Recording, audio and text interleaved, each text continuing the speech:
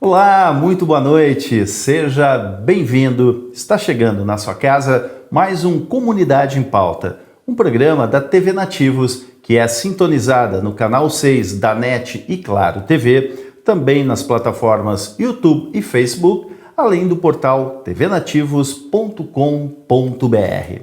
No Comunidade em Pauta de hoje, nós vamos conversar com o integrante da Ascamari, a Associação de Catadores de Materiais Recicláveis de Imbé, o Augusto da Rosa, que vai nos contar o dia a dia das pessoas que trabalham com estes materiais e como as famílias vêm sobrevivendo deste trabalho. Primeiramente, Augusto, agradecimentos pela aceitação do convite em participar aqui do Comunidade em Pauta. A Ascamari já é uma entidade que está há muito tempo atuando no município de Imbé. Como é que é o dia a dia das famílias e como é que vocês desenvolvem o trabalho de coleta de materiais recicláveis e também todo o manejo deles? Muito boa noite, é um prazer tê-lo conosco. Boa noite, meu amigo Sandro, boa noite a todos os telespectadores. É um prazer poder estar aqui pela primeira vez para a gente colocar o nosso trabalho, fazer um pequeno relato do que a gente faz, as prestações de serviços que a gente faz na coleta seletiva, paralelamente com a coleta já implantada no município.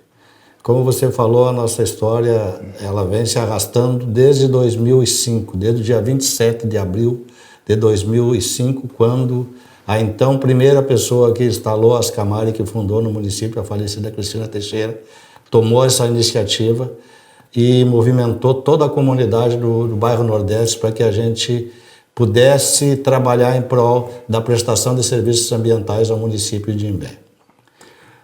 Agora, Augusto, como é que é o dia a dia? Como é que ao amanhecer, para onde vocês vão? Como é que é a participação da comunidade? Gostaria que você relatasse aos nossos telespectadores esta experiência diária neste trabalho tão nobre e tão importante para a cidade. Nós nos movimentamos diariamente nesse período aí. Hoje são em torno de 12 associados que trabalham com a gente. Nós tivemos uma época em 2014 que nós chegamos a 40 associados trabalhando, que por trás deles também tem os filhos, as famílias, e a gente corre no dia a dia na coleta seletiva. Nós atuamos mais diretamente nas residências de pessoas, de famílias que fazem parte de um grupo que a Ascamari criou através do Instagram, do Facebook, onde as pessoas têm os contatos para com as pessoas responsáveis da Ascamari. A gente busca os materiais seletivos na residência, levamos para a nossa central e lá temos as pessoas que separam e a gente posteriormente faz a venda para uma empresa que depois, posteriormente, leva para a indústria. Isso é um processo demorado e as dificuldades nossas são grandes, mas temos o reconhecimento da comunidade, de algumas empresas que reconhecem o nosso trabalho e nos subsidiam, tanto financeiramente para que a gente possa ter a nossa sobrevivência e a sustentação dos associados, como também através de doações de roupas e alimentos para que a gente faça cestos básicos e também distribua aos próprios associados para que eles possam sustentar suas famílias e seus demais membros que compõem as mesmas.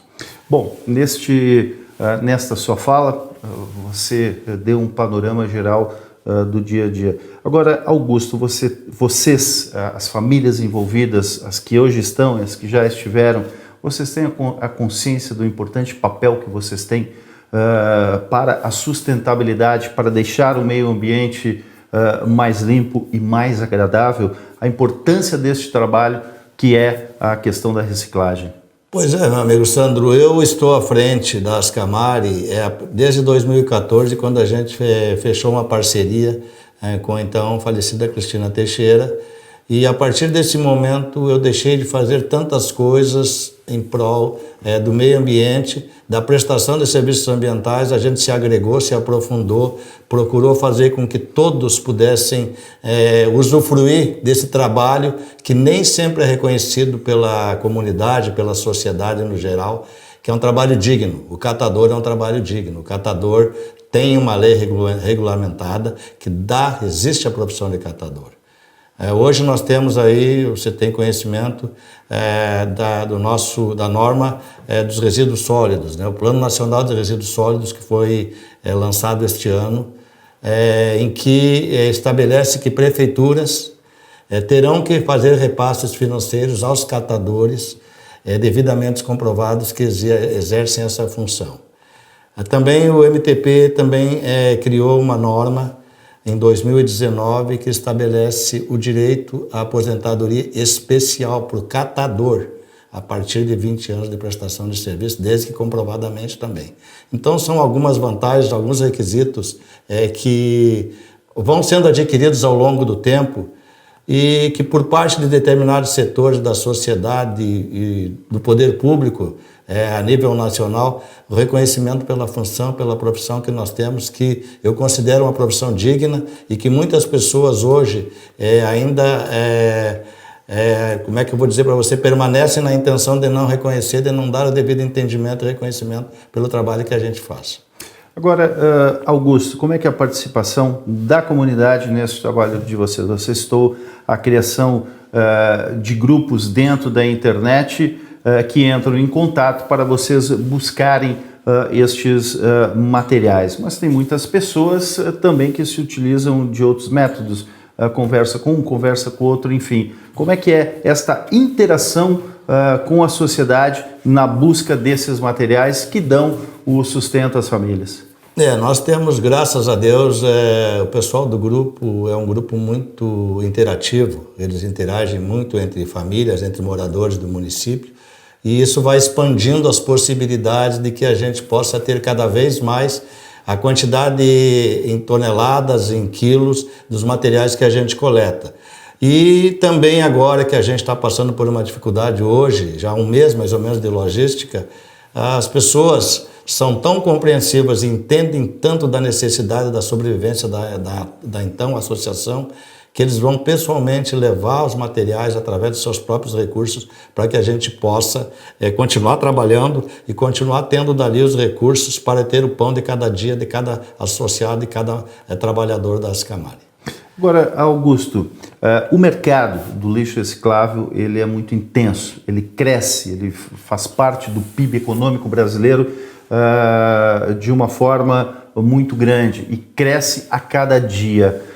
Na sua ótica e no conhecimento que você tem, como é que está estruturado esse mercado aqui no Litoral Norte? E a concorrência, você citou que vende para uma determinada empresa, que vai vender para outra, enfim. Mas além de vocês, tem outros grupos de pessoas que se utilizam desse tipo de trabalho. Como é que é todo esse mercado na sua ótica? É um mercado dificultoso, até porque a gente sabe da necessidade, das dificuldades que todos que trabalham com o reciclado passam e enfrentam no dia a dia. Nós estamos falando diretamente aqui do Imbé, mais especificamente. Mas eu percebo nesse meu vai e vem, nessas minhas coletas que eu faço, que existem vários tipos, várias frentes de trabalho. Existe o carroceiro, que também corre atrás do pão de cada dia para sustentar a sua família. Existe o carrinheiro. Existem aqueles que fazem a coleta a pé, como a gente diz. E ainda tem as empresas que compram hoje, que também dependem de uma situação de logística muito difícil de conseguir se adaptar, porque eles não dispõem dos equipamentos necessários, que seria uma prensa, que seria uma empilhadeira, são coisas assim. Então a pessoa vai, compra esse material, estoca esse material, como nós fizemos também, e depois de uma determinada quantidade que a gente tem, até porque possa agregar um valor melhor para a gente, aí a gente vai entregar para o chamado atravessador, que é outro processo que passa. Esse atravessador vai fazer o quê? Ele vai levar o material que ele compra de nós por um preço, vai acabar vendendo lá no produto final, que seria a indústria, por um outro preço, mas esse atravessador que nós chamamos, ele está bem mais estruturado do que a gente hoje, para que ele possa entregar esse material diretamente para a indústria e ter o retorno e o reconhecimento. Porque hoje em dia muita gente fala assim, Sandro, o lixo dá dinheiro. Perfeito. O lixo dá dinheiro, mas ele dá dinheiro para quem está estruturado. Nós não temos uma estrutura, nós temos vontade de trabalhar. Nós chegamos a ter um apoio da comunidade para que a gente pudesse ter um local específico para trabalhar, mas ainda estamos enfrentando dificuldade. Nós temos uma dificuldade enorme para nos estruturar, para que nós possamos, pelo menos, melhorar um pouquinho a qualidade e a quantidade do material que a gente estoca, para que a gente possa fazer uma venda e que agregue mais valor financeiro e a gente possa ter um retorno melhor, até para que a gente possa dizer, nós estamos vivendo hoje melhor do que antes. Agora, Augusto, para o nosso telespectador ter um conhecimento acerca do que vale esses materiais, como é que é feita a questão da venda? Quanto custa? Qual o material de maior valor? Enfim, eu gostaria que você desse um panorama em relação aos valores que este trabalho proporciona. A gente tem uma variação de preços. Hoje considera-se um pouquinho melhor o preço do cobre, aí vem a latinha, aí vem o PET, ele vem perdendo valor, o plástico transparente, o colorido, que são várias cores de plástico. Aí o papelão é um material que a gente pega muito, mas também que não agrega valor. Então são coisas que eu, no caso, nós mais especificamente da Ascamari, nós trabalhamos no seguinte sentido. A gente não escolhe material. Se a gente está ganhando, se a comunidade está se disponibilizando a trazer o material, a nos doar o material para que a gente possa fazer essa classificação seletiva, nós não temos por que escolher o tipo de material. Então a gente leva, sabe que um tem mais valor, outro tem menos, mas no final das contas todos eles agregados vão chegar num montante que possa ter pelo menos um menor ou maior valor aquisitivo para que a gente possa ter o retorno financeiro. Agora, vocês, a partir da coleta deste material, vocês guardam um volume grande para vendê-lo ou vão vender em volumes menores? Não, a gente tem um período que a gente chama em torno de quinzenal ou mensal. Depende também da dificuldade e da necessidade que os associados têm, até porque tu sabe que hoje a gente trabalha de dia para comer de noite, como diz o nosso ditado. Então a maioria do pessoal necessita de ter o dinheiro do que ele conseguiu coletar no dia, no final da noite, para que ele possa chegar, comprar o sustento dele e de seus familiares.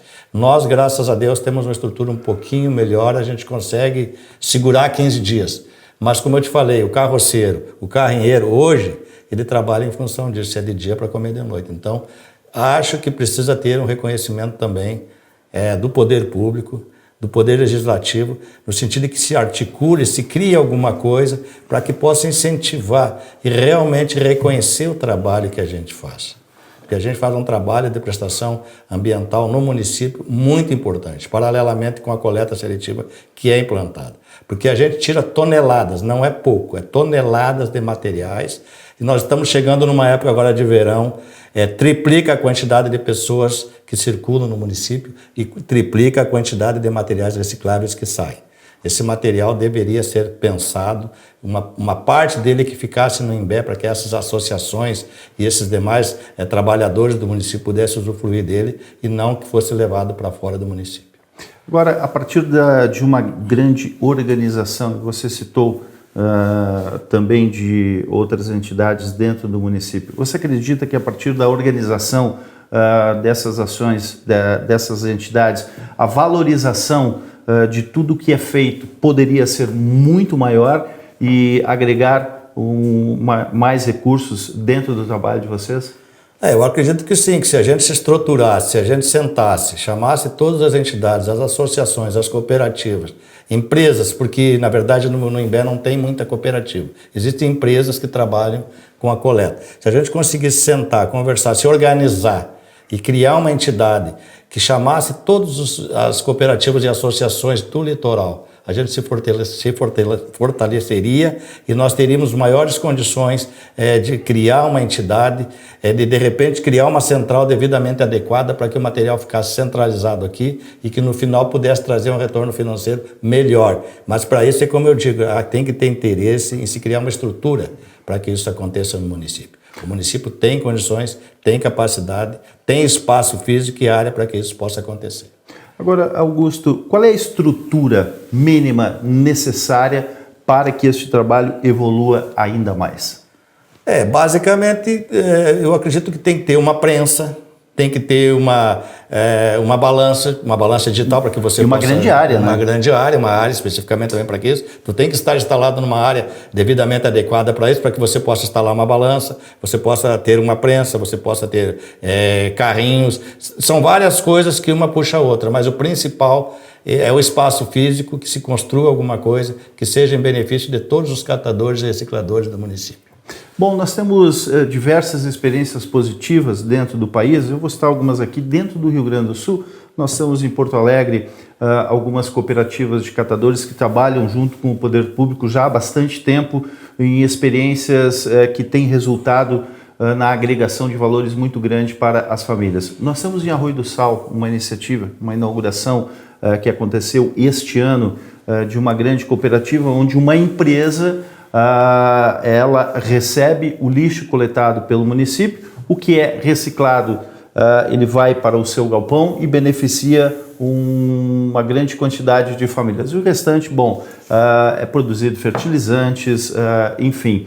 No município de Torres, nós temos uma associação também que há alguns anos entrou com um projeto através da prefeitura e recebeu uma área com galpão e um investimento de quase 7 milhões de reais por parte da Funasa para exatamente este maquinário. Esteiras, prensa, enfim. Como é que você analisa essas experiências positivas, principalmente Arroio do Sal, onde você esteve na inauguração deste local?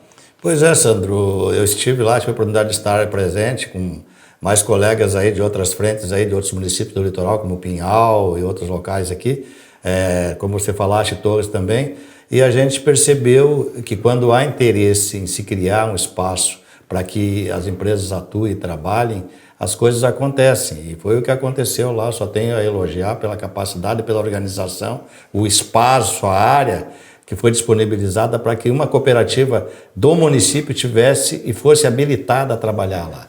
Então isso facilitou para que os associados e os moradores do próprio município pudessem usufruir e dali tirar o seu ganha-pão de cada dia. Então é muito importante que se estruture, que se tenha e que se dê oportunidade para que os moradores e as entidades locais possam ter um espaço físico e trabalhar dignamente para que possa ter o seu ganho tanto como catador como reciclador, que são duas funções que às vezes se confundem. Catador é uma coisa, reciclador é outra. Catador é quem busca o material, tem o contato direto com o objeto. E o reciclador é aquele que pega já o material e leva para que seja entregue na indústria. Então temos que diferenciar também esse tipo de atividades que as pessoas exercem e que, como eu te falei no começo, existe o reconhecimento da profissão de catador a nível nacional hoje.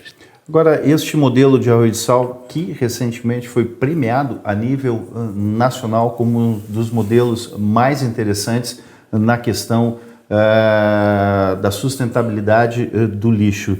Este modelo, ele tem a participação do poder público, a empresa privada e as associações e cooperativas. Você acredita que este modelo é um dos mais interessantes e poderia, caso houvesse a vontade política e empresarial, ser implantado aqui na nossa região? Certamente que sim, Sandro, certamente que sim, porque a gente já vem acompanhando e vem passando de governo por governo.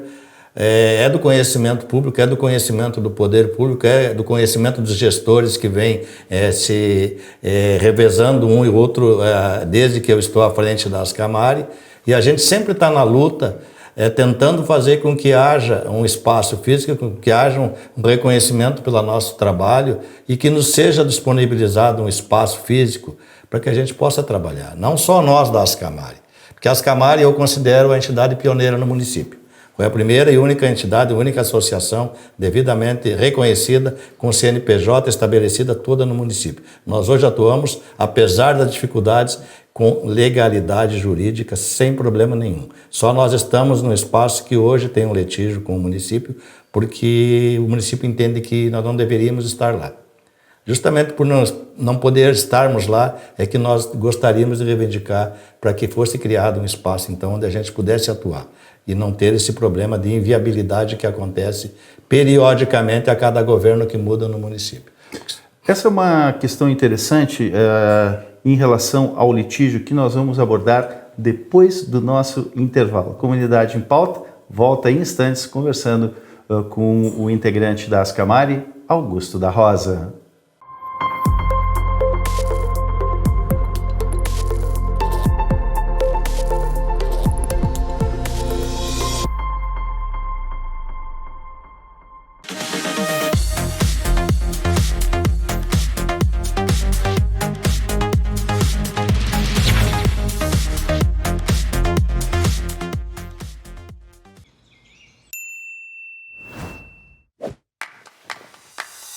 Sabia que a hepatite B é uma doença silenciosa e grave que pode ser prevenida? Proteja-se, use sempre camisinha e não compartilhe objetos que podem ter contato com sangue contaminado, como seringas, alicates de unha e agulhas. A hepatite B não manda mensagem, por isso aqui está a nossa. Procure uma unidade de saúde, faça o teste e vacine-se. Ministério da Saúde.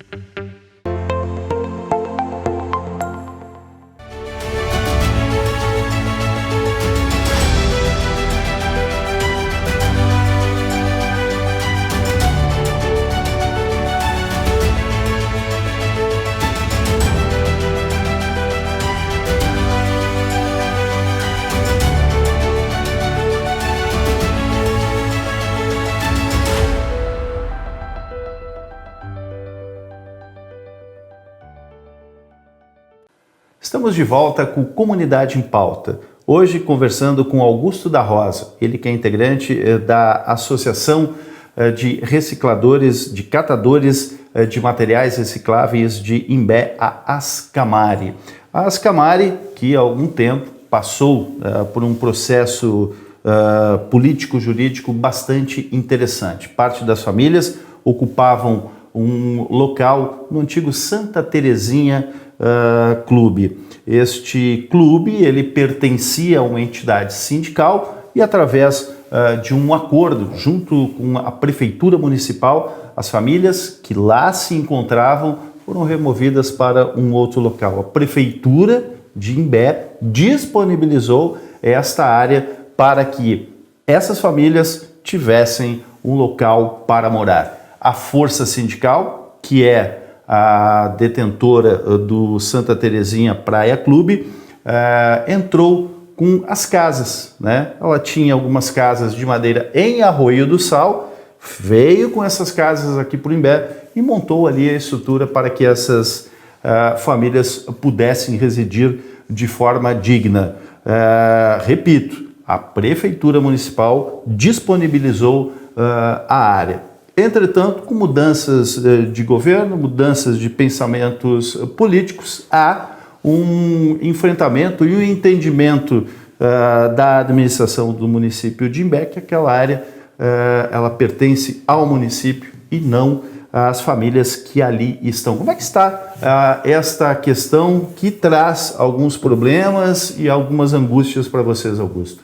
Pois é, Sandro, a gente vem carregando um estigma desde o ano de 2000, quando as famílias então ocuparam o antigo prédio de Santa Terezinha Praia Clube. A gente estava abandonado. Estava abandonado, não tinha movimentação nem nada, não tinha nada mais ali em cima do prédio. Aí foi ocupado por esses moradores, então na época 14 famílias, aí na medida que os filhos foram crescendo, foram constituindo famílias, a gente acabou chegando num denominador de 20 famílias no final das nossas negociações. Nós sofremos várias emissões de posses por parte da força sindical, no intuito de que retomasse a área, e nós preocupados, sempre brigando com o poder público então e com a própria força sindical, para que a gente pudesse ter um local onde as famílias pudessem ter um local para residir e para montar suas residências. Aí a gente teve negociações com o poder público, com o judiciário, a gente esteve em várias reuniões e nessas negociações a prefeitura também se mostrou interessada em realocar as famílias, disponibilizando esta área para que a gente pudesse então entregar a área para a força sindical. Aí a contrapartida que a gente ganhou, como tu comentaste aí, foi que eles nos dariam umas casas que eles tinham numa antiga colônia em Rondinha, lá no município de Arroio do Sal.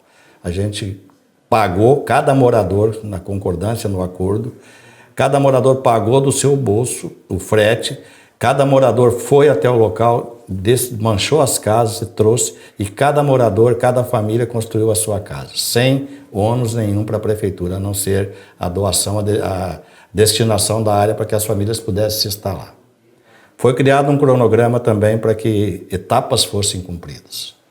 E ainda existem algumas etapas que o poder público não cumpriu.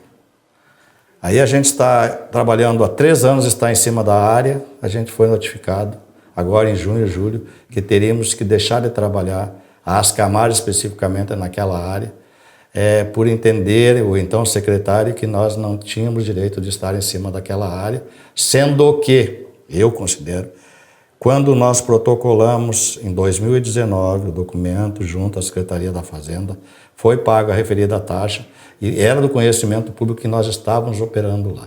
Nós não temos onde operar, nós não temos onde trabalhar, nós estávamos vivendo como nômades, sem saber em que local específico trabalhar. Nós temos famílias para sustentar, nós temos crianças para alimentar e nós estamos preocupados em nos manter num local. Nós não estamos prejudicando ninguém. Nós só precisamos de um espaço para trabalhar e para ganhar o nosso pão de cada dia. A comunidade reconhece isso, os moradores reconhecem isso. E eu quero que o poder público, através do poder público e legislativo, também reconheça. E entendam da necessidade dessas famílias, que possam ter ali o seu local específico para trabalhar. Nós não trabalhamos com produtos tóxicos. Os nossos produtos são seletivos, específicos, doados por moradores, classificados por moradores e não contém nada que possa prejudicar ou influenciar o meio ambiente. Então eu quero deixar bem tranquilo a comunidade que a gente está lutando, a gente quer um local para trabalhar, só o que a gente quer é isso. Agora, Augusto, esta é uma das angústias que vivem as famílias. Quais outras dificuldades vocês encontram no dia a dia? Há uma questão muito importante, mas muito importante, que é o transporte deste material. Como vocês fazem o deslocamento dos integrantes para a busca desse material? Essa é uma questão importante também. Nós começamos em 2014, a gente adquiriu uma Kombi, porque dizem que eu sou apaixonado por Kombi, mas era o veículo que na época nós tínhamos para trabalhar. Nós trabalhamos com ela até pouco tempo, ela se deteriorou também, porque a gente tem manutenção, tem várias coisas. Acabamos deixando, compramos uma outra Kombi, ganhamos uma Kombi de um comerciante também, chegamos a ganhar uma Kombi, trabalhamos com ela um determinado período, aí começa a dar problema de mecânica, adquirimos uma terceira Kombi, a gente sempre dependendo da comunidade, dos próprios recursos nossos adquiridos através das vendas dos recicláveis, para que possa ter a manutenção do veículo, o abastecimento e coisas assim. A gente conseguiu levando, agora 1 mês atrás, a Kombi deu problema, deu pane no motor. Nós temos uma van que a gente comprou do comprador da gente também, não conseguimos colocar trabalhar, porque também está com problema numa das peças. Fizemos uma vaquinha virtual, graças a Deus a comunidade entendeu a nossa dificuldade, nos repassaram os valores, nós conseguimos os valores, estamos montando a van para que nós possamos voltar a trabalhar normalmente a partir de janeiro do ano que vem.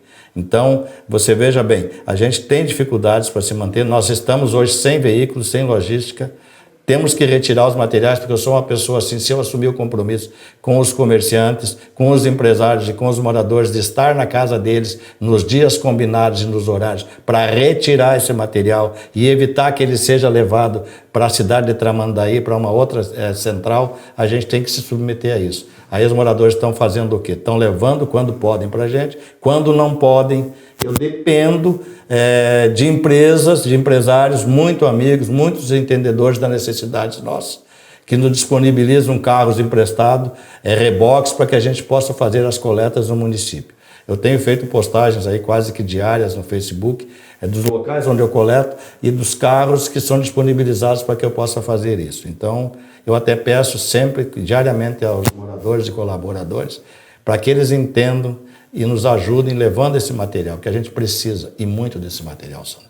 Esse material é essencial para que a gente possa ter as vendas, ter o acúmulo de material e fazer as vendas necessárias para a sobrevivência nossa. Agora, Augusto, como é que funciona a questão da venda? O pagamento é feito à vista, tem prazo, enfim, como é que vocês fazem toda a negociação destes materiais? periodicamente, uma vez por mês, uma vez a cada 15 dias, enfim, há apenas um comprador, tem mais compradores? Como é que é este universo de negociação na questão financeira? A gente tem um comprador especificamente desde 2014. E às vezes a gente enfrenta dificuldades porque ele também enfrenta, porque como a gente vende para ele, ele vende para a indústria, às vezes ele não tem o repasse da indústria no dia que ele entrega esse material, porque ele tem que levar esse material para a indústria. E a gente tem dificuldade. Sabe que os nossos associados também têm conta, assim como todos no mundo, no país. Tem que pagar os compromissos, tem que honrar os compromissos que a gente tem. E às vezes as pessoas sabem que tu tem que entregar o material, tu espera o retorno financeiro e ele não vem no dia. Então, que nem eu te falei, a gente, em princípio, a cada 15 dias, a gente entrega esse material. E espera, às vezes, que no mesmo dia entre o retorno financeiro. Acaba que, às vezes, vai uns dias a mais, uns dias a menos. Mas a gente sempre administra e sempre tem a compreensão dos associados que entendem as dificuldades que nós passamos. Eles sabem que a gente depende desse dinheiro e desse tipo de negociação para que eles possam levar o pão de cada dia e o sustento de seus familiares. Agora, a quantidade que vocês coletam normalmente, fazendo uma média, é suficiente para a sobrevivência de todas as famílias envolvidas de uma forma digna? É claro que sempre nós queremos um pouco mais para termos um pouco mais de conforto, mas o trabalho que vocês vêm desenvolvendo há tantos anos e a quantidade de pessoas envolvidas na questão da doação destes materiais, é possível uma sobrevivência digna com estas quantidades que vocês trabalham hoje? Olha, a dificuldade é grande, porque a gente não agrega uma grande quantidade. Agora, há pouco tempo, por meio desse litígio que a gente, por circunstâncias do litígio que eu cheguei a comentar antes, nós fizemos periodicamente, a gente tem uma licença ambiental junto ao meio ambiente do município. A empresa que nos compra também tem uma licença ambiental para comprovar para onde ela leva o material que nos compra. Isso é muito importante, a licença ambiental. Nós temos comprovamos para onde é destinado o nosso material. E esse material a gente pegou em vários estabelecimentos onde a gente coleta a quantidade mensal que a gente coleta. Então dá em torno de 1.500, 1,5 tonelada, 2 toneladas em cada estabelecimento. Então a gente chega num total aí de 10, 12 toneladas mês que a gente consegue coletar. Aí esse valor ele é dividido, a gente paga as despesas de transporte, de veículo, manutenção e coisas assim, que tu sabe que são onerosas para a gente. E aí o montante a gente faz o rateio para que possa ser pago os associados às pessoas que trabalham. E sempre que alguém tem uma dificuldade, das pessoas até que trabalharam com a gente, que tem pessoas que trabalharam como catadores, hoje conseguiram se estabilizar numa outra profissão no município, mas que quando estão desempregados na área da construção civil, eles acabam voltando, retornando, e sempre que precisam da Ascamari, a Ascamari os recebe de braços abertos, até porque eu sempre digo, a Ascamari é uma família. Agora, a Ascamari, muito mais, como você citou, de uma cooperativa, de uma união de esforços na busca da sobrevivência, ela também ajuda muitas pessoas, né? Ao longo desses anos, muitas ações eu pude observar de vocês ajudando famílias que não fazem parte da Ascamari, que não fazem parte do dia a dia, mas que necessitam de ajuda. Esses atos acontecem, né, Augusto? Exatamente. A gente, quando esteve instalado na central de resíduos do município, na Nova Nordeste, a gente chegou a promover vários eventos, criar o Natal Solidário, festa do Dia das Crianças, onde a gente conseguia colocar 200, 250 pessoas e famílias do entorno e de outros locais do município que fizeram presença, participaram e tiveram a oportunidade de também usufruir do que a gente conseguiu com a comunidade, com as entidades não governamentais que nos ajudaram para que nós pudéssemos ter esses eventos. E assim também como hortifruti granjeiros, que muitas famílias se beneficiaram. Eu quando digo isso, eu tenho como provar, as famílias que estão me assistindo, as pessoas sabem que eu não estou aqui para fazer mentira, eu estou dizendo a verdade. E outra coisa, nós mesmo estando hoje onde nós estamos e onde nós passamos no então Santa Terezinha Praia Clube, também tínhamos esse tipo de ação. Sempre nos preocupamos em dividir o pão de cada dia, não só para quem trabalha, mas para com aqueles que precisam no nosso entorno e na comunidade do município. Augusto, você tem uma larga experiência neste tipo de atividade. é uma atividade que no Brasil ela cresce muito e é de extrema importância. E os valores de todo o país, né, incluindo os catadores, os recicladores, a grande indústria, são valores bilionários. Como é que você analisa este mercado, o seu potencial, o seu crescimento e como aqui na nossa região, eu não falo apenas no Imbé, mas é claro que o nosso foco primeiro é sobre o que estamos falando, sobre a Ascamari, mas como é que você analisa todo esse mercado e o seu potencial de crescimento? Lembrando que o Litoral Norte tem uma sazonalidade muito interessante, porque no verão a quantidade de produtos são muito maiores. Você acredita que este potencial mercado, ele aqui na região, ele vai crescer muito e o Brasil poderia se utilizar deste mercado de uma forma mais eficiente? Sandro, a possibilidade existe, o mercado é grande a nível mundial, a gente percebe que existem muitas entidades, tanto governamentais como não governamentais, imbuídas e com intenção de fazer com que a coisa cada vez ela flua e traga mais benefícios para as pessoas que trabalham nesse setor. É um setor que tu sabe que ele tem muita coisa a agregar, ele traz muito retorno e faz com que haja uma prestação muito grande da preservação do meio ambiente. É importante, eu percebo que existem várias entidades, várias ONGs a nível mundial também que se preocupam com a preservação do meio ambiente. E hoje você sabe que existem várias frentes de trabalho tentando fazer com que não haja contaminação, mas existe também a falta de compromisso e a falta de responsabilidade de determinados setores que não contribuem para que as coisas possam fluir da melhor maneira possível. Então a gente sabe das dificuldades que existem aí nessas nossas andanças por aí. Agora, em relação à questão ambiental, que você já citou algumas vezes e há pouco falou sobre licença ambiental, como é que é esta questão legal de licenciamentos para esta atividade? Existem parâmetros, né, que têm que ser cumpridos, determinadas etapas, eles normalmente é um período, existem normas que têm que ser respeitadas, passa-se por uma vistoria, cada entidade, cada associação, cada cooperativa, cada empresa que for se instalar em determinado setor tem que passar por vistorias, tanto do meio ambiente como dos demais órgãos, FEPAM, PATRAN, outros setores do meio ambiente que tem que atuar e dar as devidas liberações para que as entidades possam trabalhar. Como eu disse, eu entendo, né, como leigo que sou, a Ascamari não se enquadra em todos esses requisitos porque é uma associação de catadores sem fins lucrativos. Então, existem determinados tipos de coisas que são isentas e que nós, como associação, não temos obrigação de cumprir.